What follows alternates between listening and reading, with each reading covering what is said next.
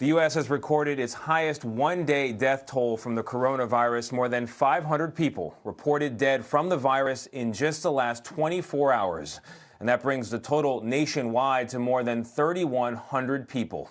Here in New York, the epicenter, the Navy medical ship, the Comfort, is now docked and ready to take patients not suffering from the coronavirus and therefore helping desperately overrun hospitals here. Even Central Park now has medical tents, and Mola Lenghi is there. Mola, good morning. This is the first time since the Civil War that there have been medical tents there in Central Park. You got a tour.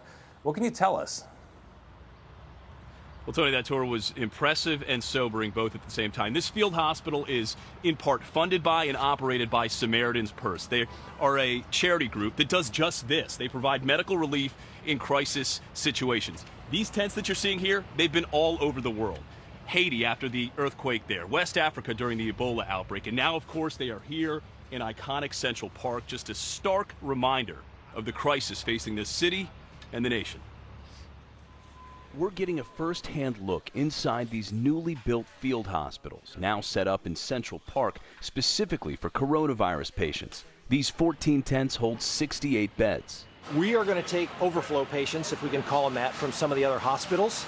Our goal will be to get them off of the ventilator and move them on out of the hospital. New York is also taking extraordinary measures to deal with non-coronavirus patients. The Navy hospital ship Comfort has now docked at a pier in Manhattan, equipped with 1,000 beds, with 2,500 more beds at the Javits Convention Center. The site of the U.S. Open tennis tournament is also going to be used for 350 temporary hospital beds. We've lost over 1,000 New Yorkers.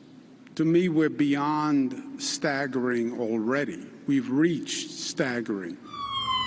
Most of New York City's deaths have occurred in the past few days. We are bracing ourselves for something we've never seen before in any of our lives. Among the dead, at least 3 New York City healthcare workers. The Department of Corrections says 167 inmates and 114 staff members have now tested positive. In nearby New Jersey, 8 residents of the Lakeland nursing home have died. Others are now infected. It's a constant ache.